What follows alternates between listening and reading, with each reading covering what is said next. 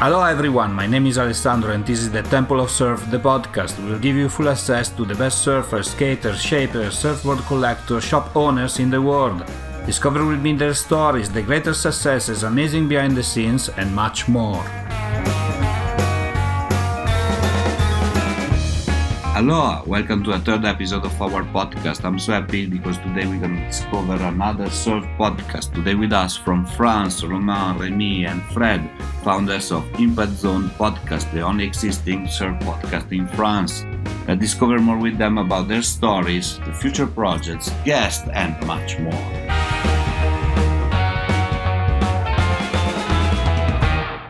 Hello guys, welcome to the show. Where are you today? Today, personally, I'm Remi. I'm in Tarnos, like southwest of France. Fantastic. Yes, I'm in southwest of France, close to Bayonne. Yeah, and I'm Romain. I'm in southwest of France too, near Saint-Jean-de-Luz.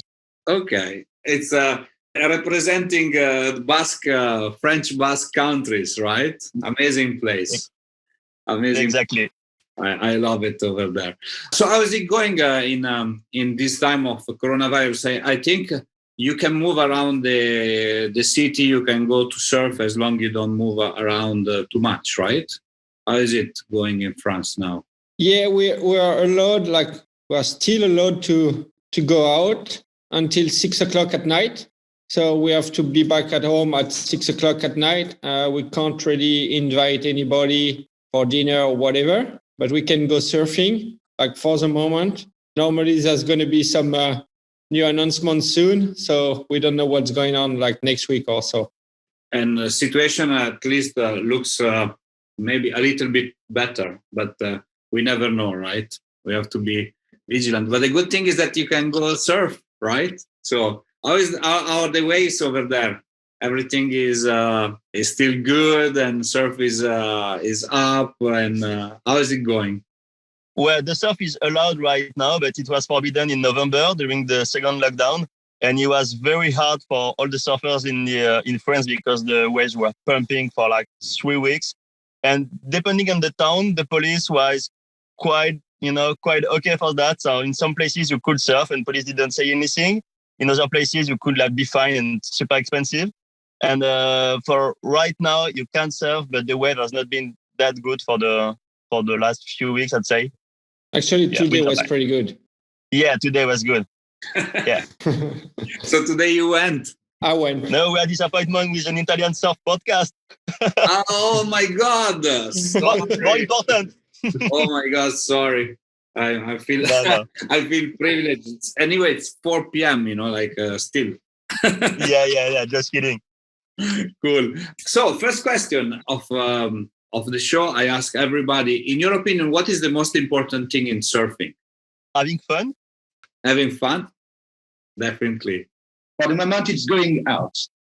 I would say catching waves. Yeah, I guess. As long as you catch waves, you have fun and you're still motivated to go out.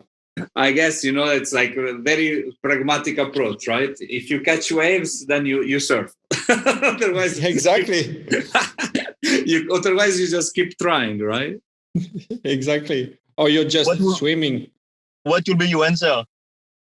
My answer, I guess a bit between having fun, definitely, and the connection with the ocean, As a surfer, spending the time in the ocean with the water and share this such a powerful moment with something that you cannot control, like nature. And definitely, the stalk and the smile on the face when you surf, at least unless somebody is cutting you. But at least all the time there is a big smile on the face, and that thing is only surfer can know, right? Yeah, definitely. It's adrenaline. That's really true. The stalk of surfing is it's one to another. There's only in surfing you get that. Yeah, so it's a brain reset for me. Each time a brain reset. It's amazing.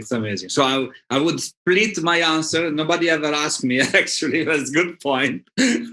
Roman, thank you for asking me. Yes, that's the That's how I would say split in two. But of course, fun is a consequence of being there, in my opinion.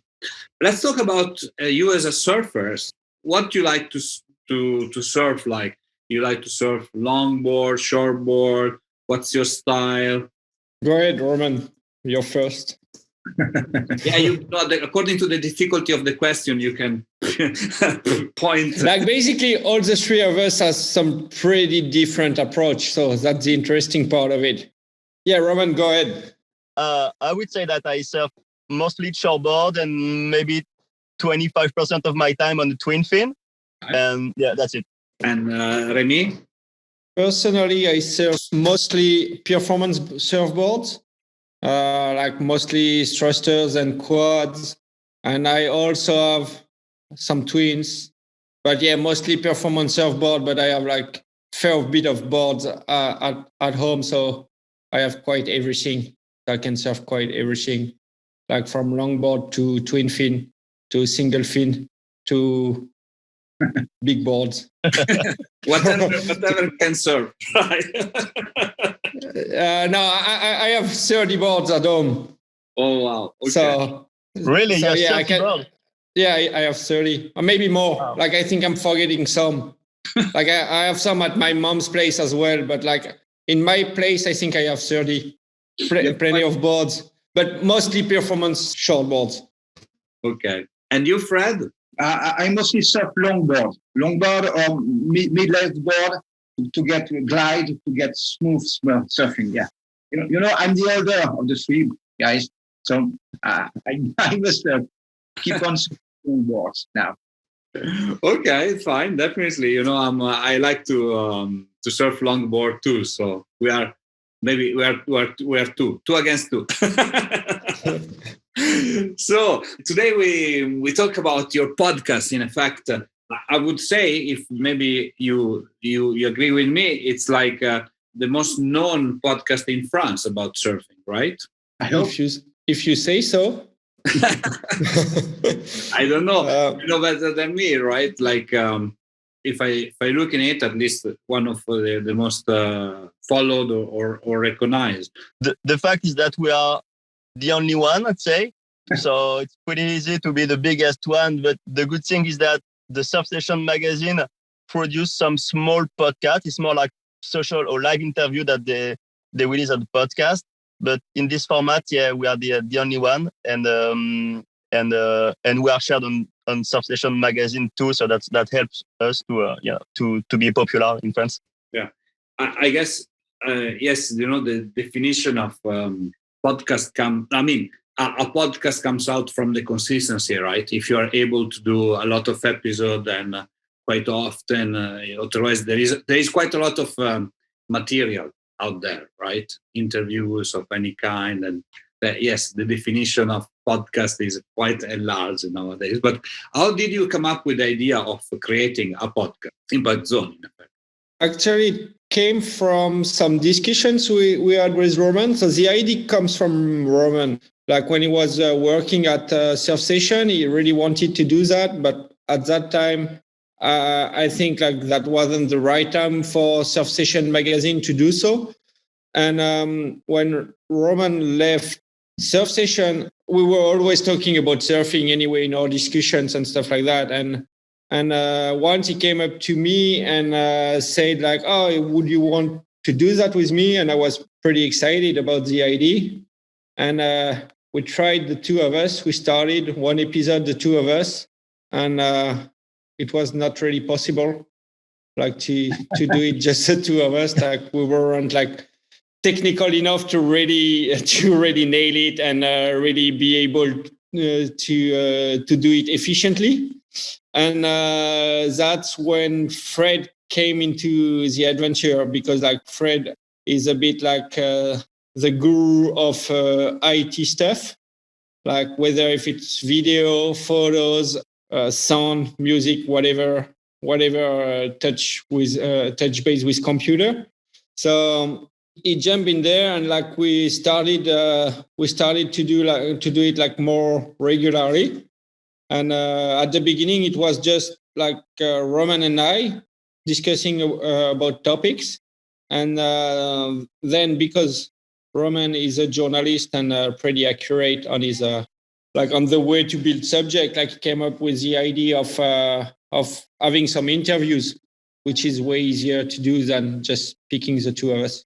Roman, and I think it's important to say that Fred and Remi and I are super good friends, except out of the podcast, and we were already hanging out together before this podcast, and we were already talking a lot about surfing. So it was just all natural to ask Fred to join the adventure, as Remi said. It's a transposition of just being friends and discuss about surf and just put a microphone and then let everybody listen to your conversation, right? Yes, that was the idea, but that wasn't as easy as we thought. Talking with a glass of wine or beer, it's pretty easy, but then being quite clear in what we were saying for a broad audience was a bit more difficult than what we thought at the beginning. But from my perspective, I do the podcast alone, so I have always to have an interview, otherwise it will be a monologue and it will be maybe boring. And I think the great thing of your podcast is that it shows that you're friend, people listen and they know that there is great interaction between you, and then it's like to join a living room of friends, for an hour, 40 minutes, and it's quite nice. Well, if you do interview, it's always back and forth, right? So it's super good to hear, because we had a lot of fun of doing it, and it's good if listeners just feel that we have fun doing it. So and the thing as well is the three of us are really complementary on our approach of surfing, so that really leads us to manage discussion, on different levels. For example, the last one we did was Gibus de Sultre, and it's more cultural approach of surfing. And Romain, because he's surf journalist, it was easier for him to have the discussion. And sometimes it's more really pro athletes, and it's more training and stuff like that, and competing, performing, and I'm more into that approach of surfing. So that's easier for me. And Romain back it up with the cultural thing. And the good thing is Fred has the good ear to criticize positively what we're doing. Either it's oh no, you are going too deep into the subject, it's getting boring, or oh, you need to move onto another question, or oh, you look tired, step up the levels and stuff like that. And that really helps to have a third pair of ears to readjust during the interview what we are doing. Perfect team.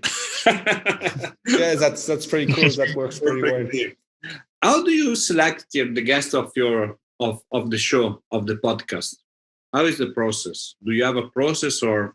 I'd say that's a good one, but I would say that we try to not to have the same profile for every episode, and we try to have to change from an athlete to a journalist to a filmmaker to a free surfer.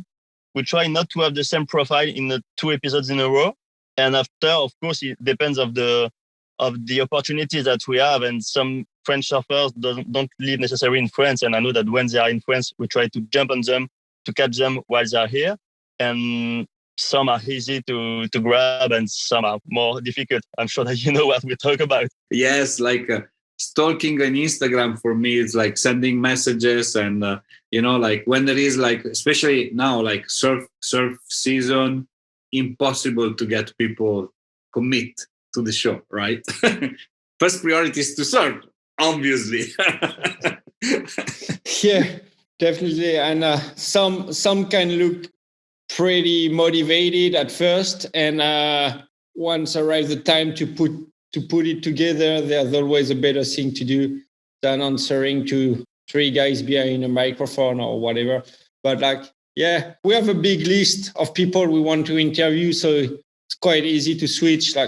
And sometimes nobody is available when we are, but most of the time we make it work. I think the important things to add is that we really try to have the guests around the table with us, which like make it more complicated for everyone.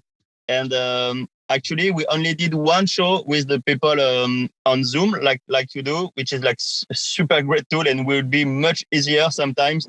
But we try to keep having them around the table. And for the moment, it works, even if, as Remi said, sometimes we had to cancel some show at the last minute also because people were not available anymore. But yeah, that's how we work for the moment. Yeah, we really like that approach, like kind of old school radio approach of it, like having the invitee in front of us in the studio that allows us to seize a bit some moment in the discussion that are that maybe can't have them on Zoom. Maybe you can, but like we find it easier like that to have them in front of us. As you said, for the vibe of it, like really feeling the vibe of being in the living room with us and having it like that. Yeah, and we also try not to put any limit of time of the show. And I'd say that the average length of a show is 1 hour 30 or 2 hours. So you know that it will be super difficult to have someone like behind the screen for 2 hours. And having him around the table, you know, you can do a break. We have time to do that. Who is like on top of the list of your dream interviews? Like if you had to pick one, like you really, really want to have on the table with you guys? There's plenty. One. I think that's pretty different for all the three of us. You know, like we not necessarily have the same interest in the same surfers. But you mean internationally or just French? I mean, as you said, you know, like each one of you has a different approach. So each one of you might have a preferred one. So it could be internationally, it could be locally. I don't know. Internationally, I would really like to have somebody like Matt Archibald with some history and like different approach, you know, like kind of having the approach of being a free surfer in the 80s was not that common at the time. So that would be interesting. And to see like having like big fame and no fame and, you know, hard time in life and stuff like that can be a good interview. And for you, Fred? For me, it would be Rob Machado. Rob Machado, for me, that's someone, I don't know a ton of things about him, but I'm sure he's got something you can only feel when you're in front of him, you know? And I would like to go further on that. Yeah. Amazing. You know, like Rob Machado was the first guest of the Temple of Surf podcast, you know. Really? You heard him? Yeah. Wow, congratulations. And he's such a great person, you know. I wrote to him from scratch. There was no episode published, 0. And I said, like, Rob, do you mind to be guest of the podcast? I promise it's good, but I cannot show you anything. And he said, yes. And I was like, oof, you know, wow. We have to try because I think he speaks a bit of French. So maybe we could do it in French with him. Maybe. I don't know. But definitely a great guy. Definitely a great guy. And for you, Romain? Well, I'm thinking about it for the last 2 minutes and I don't really know so many names. I think Rob Machado will be a good one too. I agree with Fred and it's good to hear that he's available for some podcast. I don't know, for the moment, to be honest, we almost have all the French guests that we wanted to have. And even for our special show about Andy Irons that we did a few weeks ago, we had some big name like Luke Egan and Jolie of all those guys. So it looked like maybe it's impossible. Maybe we can have everyone we want for, you know, if like you, we try to get in touch with them. So I don't have any names, but it looked like we have plenty of more guests to come. That's great. And we look forward to hear a lot of them. I didn't prepare actually this question, but since you thought about this subject, usually if we look at the literature of podcast, every let's say article or information about podcast says like keep the podcast around 25 to 30 minutes, but then you go like 1 hour and a half or long.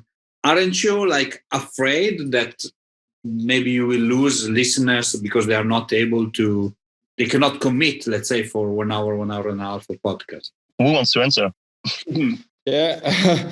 At the beginning, we were kind of afraid of that, but like the feedback we had, like we don't have like feedback of everybody, but like the really positive feedback we had from people was like, oh yeah, that's cool, your thing, because you can go deep into the discussion with the people, and that's what we try to do. And we also try to give honor to the invitee. So whatever he has to say or he wants to talk about, like we are here behind the microphone to record it. So that's a bit, or like that's kind of a positioning of our podcast, and not playing any limits, not putting any limits. And yeah, it can be long, but on another hand, I'm listening to some skateboard podcast as well. And they're the pretty famous one in United States, which is the Nine Club.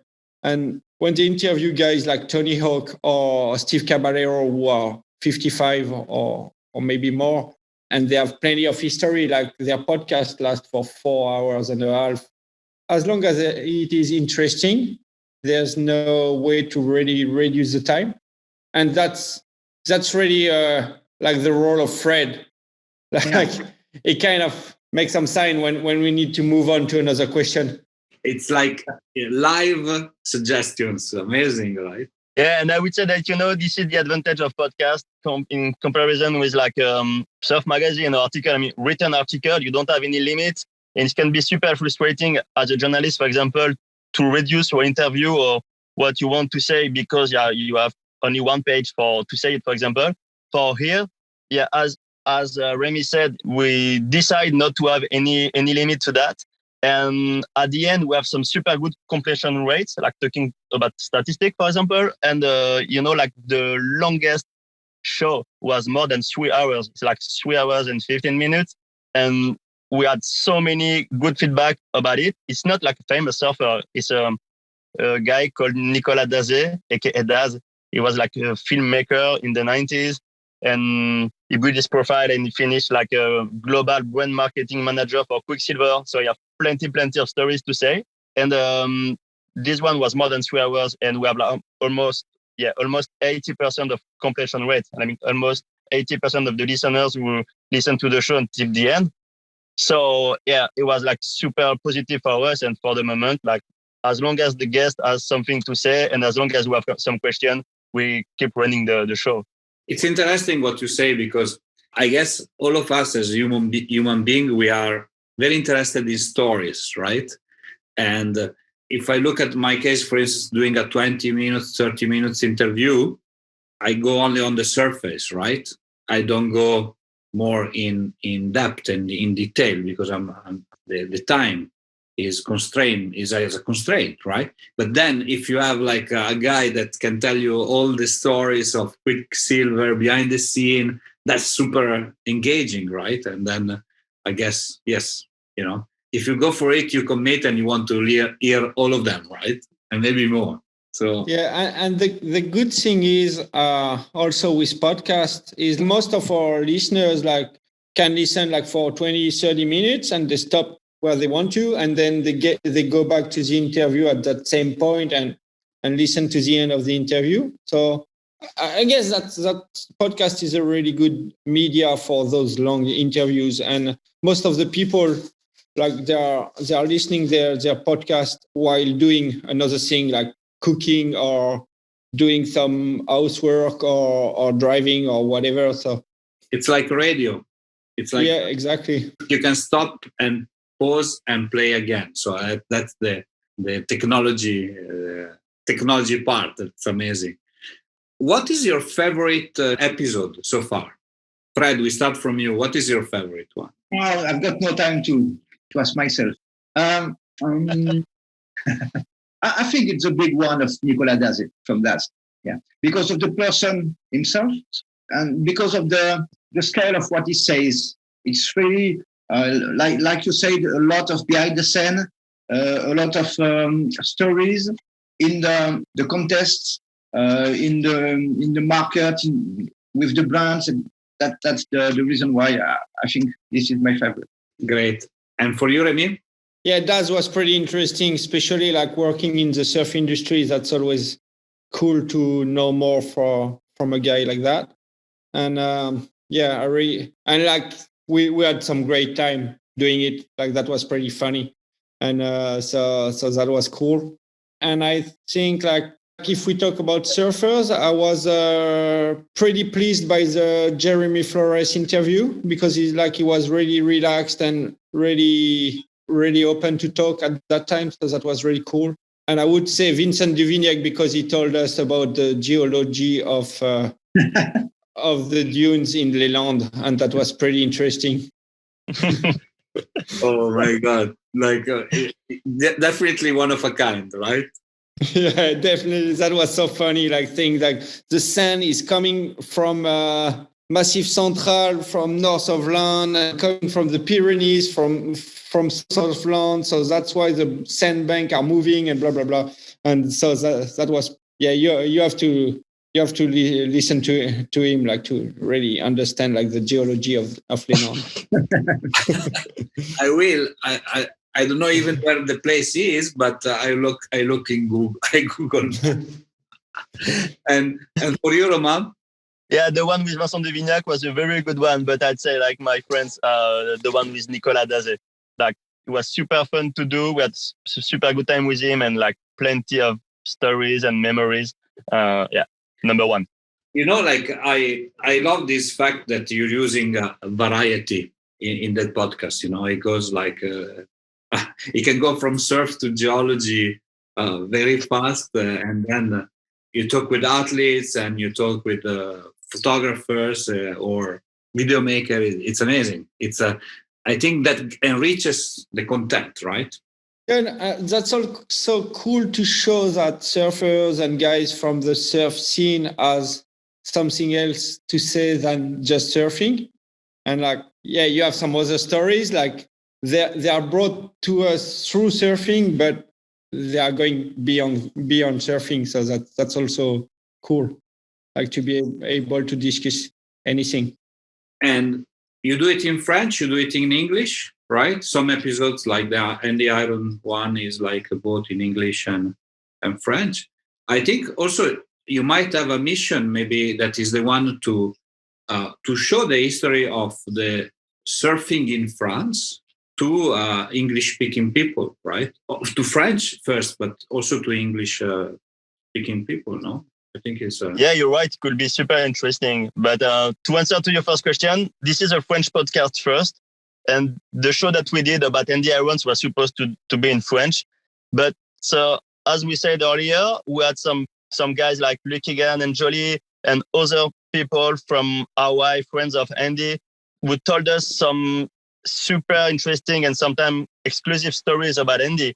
And we arrived with like a lot of material, you know, and we said we can't limit that to the French audience because the guy like Lucky Gann said that they were telling some stories for the first time about Andy. We say, okay, now we have to share it with some English listeners. So as you can listen, our English is not that good. So we really struggled to make this episode in English, but the most important is not what we said, but what all those guys said. So this is the only English show that we had for the moment. You know, it's genuine. You know, I'm Italian. I'm using a lot of English words with Italian accent, and I guess, you know, like the idea behind the podcast is to do something professional, but at the end it's like to reach as many person as possible. And of course, you know, like you are French podcast, so you must be in France. But I had the opportunity, for instance, to interview a few French guests. One, for instance, was Joël Desrosnay, that is the founder of the Surf Club de France. It was a super amazing interview, you know, from l'Institut Pasteur to talking about La Glisse. It was... we thought about having him, and we thought that we weren't educated enough to be able to run a proper interview in French with him. That could be embarrassing for us. You know, difference of intellectual level is there. We're nearly there. I tell you, it's like an amazing guy. It's like an amazing guy. And he's training like every day, you know, to go and surf in the Parlamentia. in Guittari, it's like I was impressed. He's doing apnea and all this, and it's quite good. But so this to me, that there are a lot of surf stories in France that I believe a lot of people need to hear. But anyway, I agree with you that French should be like the focus. Yeah, and in France there's plenty of guys that are not speaking English, and it's hard for them to really find a surf media dedicated to them beside magazines. Like there's really few videos in French. There are really few surf media in French. So that was a bit our little niche to go there and say like, oh, we're gonna tell some stories in French. So that was a bit the thing. But like as you said, we are not blocked on that thing, and we can evolve. But for the moment, we have still plenty of guys to interview in French. And maybe if we get the opportunity, like if Rob Machado wants to come to the studio, like for sure we'll do it in English. It's like Rob Machado. You must. It's like telepathy. No, it's you need to. Yeah. Now I think it must be in your show. Like as an Italian podcast, obviously I think about the most famous Italian surfer, who is Leo. Did you already receive him in your show? I tried Leo to have him on the show. Is keep surfing. I had Roberto D'Amico. That is it's a great surfer. Actually, is always surfing in Osegor. It's in the summer. Great person.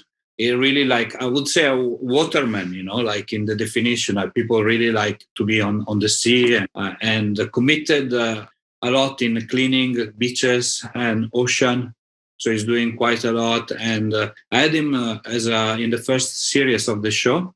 It was great. Leonardo Fioravanti is not answering, but I don't give up. So I'm pretty impressed by Roberto, the way he handled his surf career. I think it's pretty amazing, like coming from where he comes and to have quite a pretty decent European career.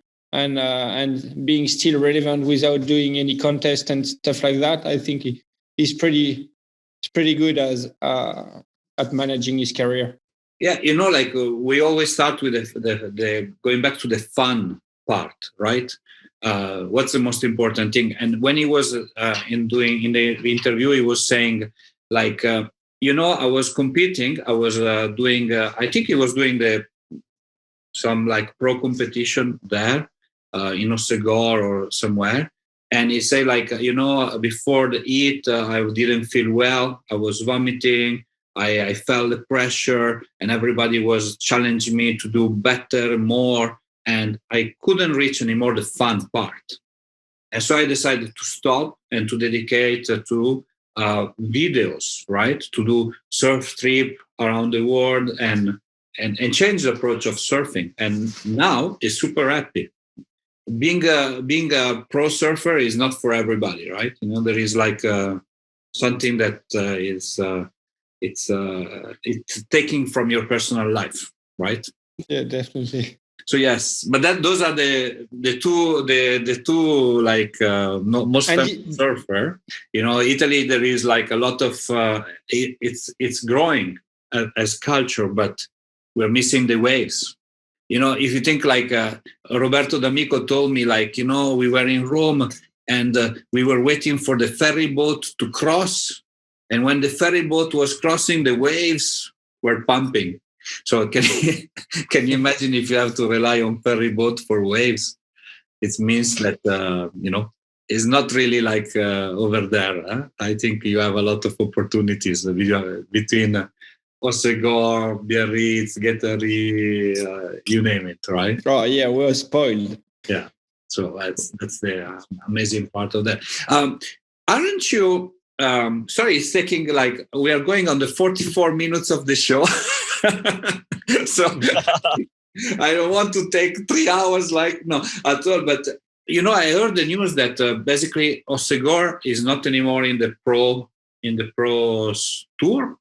It's not an etap, but you say a stop, right? There's no WCT anymore. How have you taken this news? I mean, I was super surprised. Like I was shocked. To me, and I think that's the same for Roman, because we also work in the surf industry. Like, that wasn't a surprise because we heard rumors prior to the real announcement. So we kind of knew it was going to be like that, with a new organization of the tour and stuff. And we were hoping for replacement in term of dates, but that didn't happen. And like, there are several points. Like, for us ago, I think that's going to be a big hit for the local economy, because when the Pro Tour is in town, like, there's like, basically it's as crowded at the middle of summer in Osogor, and like all the restaurants, all the hotels, like the small businesses are already extending their season with that event, and so that's gonna be that's gonna be a big hit for the local business for sure.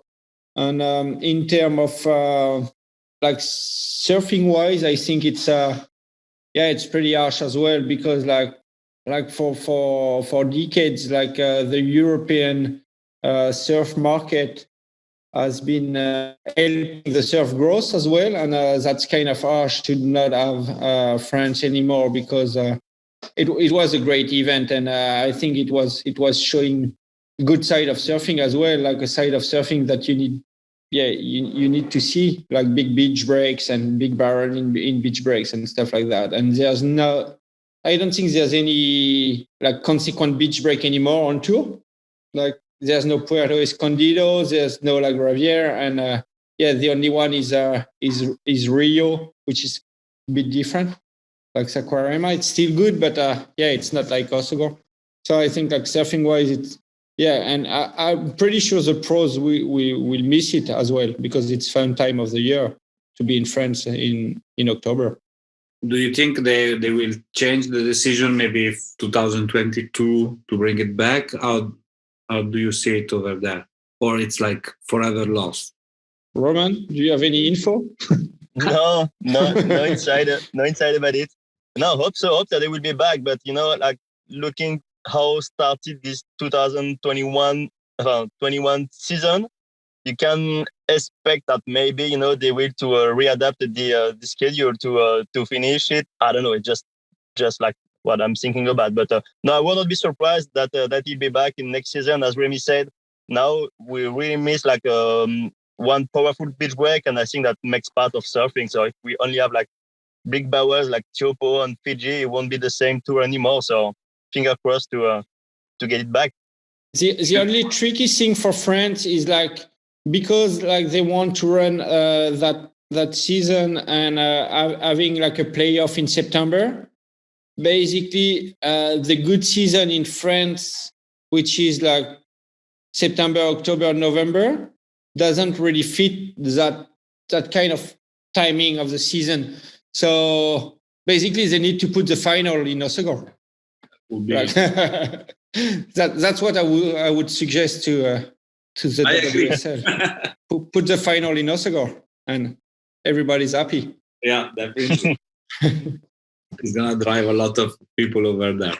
Okay, before the end of the show and the Q&A session, what's next for ImpactZone? We said that you're gonna continue to have a lot of guests on the show, but are you planning something in particular, or you could just continue with the winning formula? We wanted to do some, round table, having like some few guests around the table, and maybe do that in public places like bars, pubs, or whatever. And was part of the plan before all this COVID crisis. So for the moment, I think that we have enough work with this episode and with all the rest of all our normal job. But the plan would be that would be great, and maybe travel in France and meet some local surfers, local heroes, and guys who have some plenty of stories to tell. Hopefully, we'll be able to do that soon, guys. Yeah, that would be a good thing. Like, do stuff like that. Like, have plenty more guests and doing like somewhere else, not like, because all the three of us who are not from Osogor originally, and we don't want our podcast to be seen as a Osogor podcast. We really want to be like kind of francophone, like French speaking in general. So if we could do some in Brittany or Vendée or Charente or Mediterranean, that would be sick. And then like developing some more platforms, like maybe YouTube or stuff like that would be great as well. Maybe try to do some film interview would be a big next step for us. But that's more work. And as Roman said, we have some normal work that bring food into the plate. Yeah, a bit. But yeah, like having more guests, more diversity of guests, and more platforms would be good. And some money to be able to take a sound engineer for Fred to have a bit less of job, and because sometimes we feel worried, when we do show more than 3 hours for Fred. So I'm dreaming for direct recording podcast. We've done no post production. Yeah. Oh wow, it will be amazing. And we are really looking for a beer sponsor as well. Yeah, that's really important. Like a beer sponsor is really important to us. So if any beer company are listening to us, we need a beer sponsor now. amazing. Yes, we're gonna finish this session with a quick Q&A session. So please answer the first thing that comes up to your mind. So one answer each. We go quite fast. The best surfboard that you ever ridden. Fred, we start with you. Oh, I don't have ridden a lot, so I'd say mine. That is? Mine, it's a McTavish longboard. Yeah. Not bad. Not bad. Remi? I think it was a Matt Biolo's surfboard that I had from him when he came in France shipping at Pucas, and I had the chance to have a real Matt Biolo's. It was in 2003 or 4, something like that. 2003, and it was a sick board, but I broke it pretty fast, as any good board, like you break it pretty fast. And for you, Roma? Me, it was an Almeric MBM, like Bobby Martinez model in 511. It was one of Pat Gudowska's board with the original core team logo. I remember it pretty well, and it was amazing, but I broke it in Biarritz like 10 years ago. Your favorite shaper? Again, we start from you, Roman, and we go to Fred. It's like Almeric at Channel Islands surfboard. For you, Remi? I really like the Paisel right now, like the Paisel surfboard, like especially the Ghost. Like looks, I'm waiting for mine. I haven't hit yet. I've ordered one, but it looks pretty good for good waves. Like I really like those new trends of having like the white point a bit upper toward the chest. I really like that trend of surfboards at the moment. Okay. And for you, Fred? I would say Skip Fry. Personal question, your favorite song? Oh, Fred. Actually, I love a lot of songs. I love a big lot of songs. You're giving time for the other two to think. There was one from a guy called M. Ward, Mr. Ward, and that's all his songs are really, really, really good for me. I really like all the things he does. For you, Remi?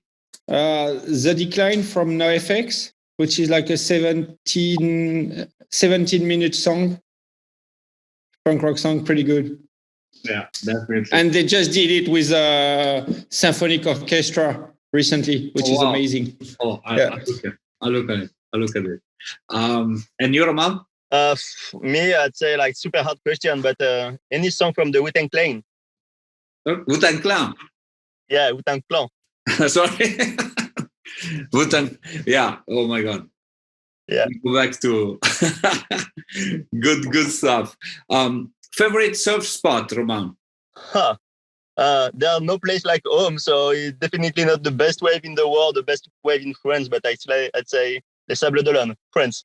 Remi? Wow. So I won't say the same. Like I'm a bit like Roman. Like where I grew up surfing is pretty good, but I will change. I would say like Uluwatu, Bali, like my favorite. Your friend? I would say Seniors, France. Seniors, close to the door. Favorite surfer? Rod Machado.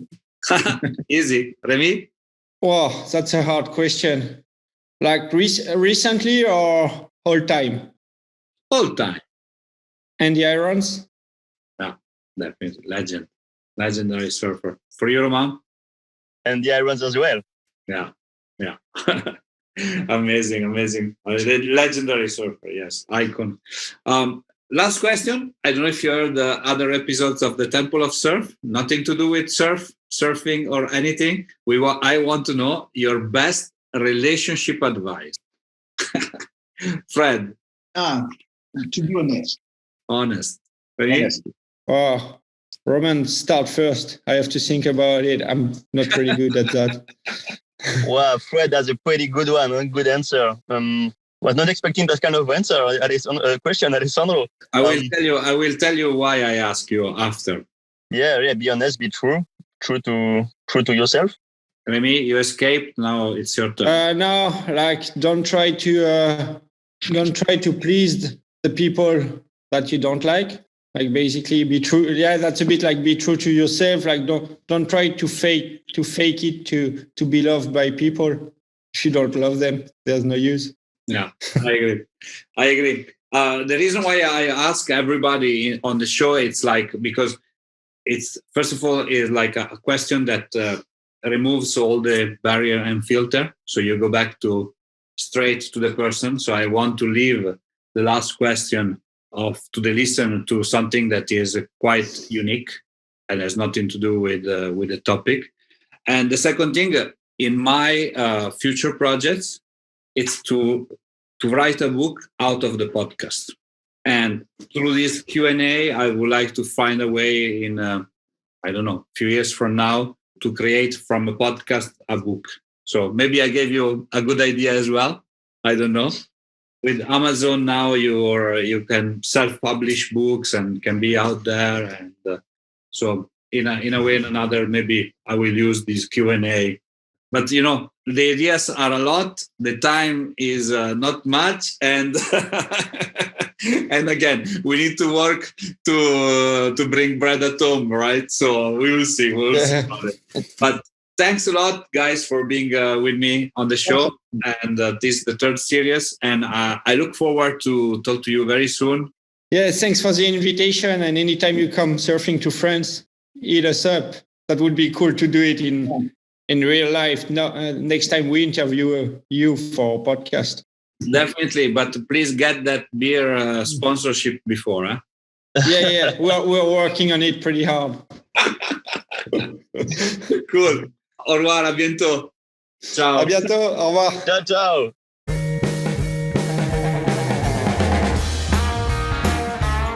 Hi, it's me again. I hope you enjoyed our today's episode. If you want to know more about us, please follow www.thetempleofsurf.com and all our social media. Mahalo!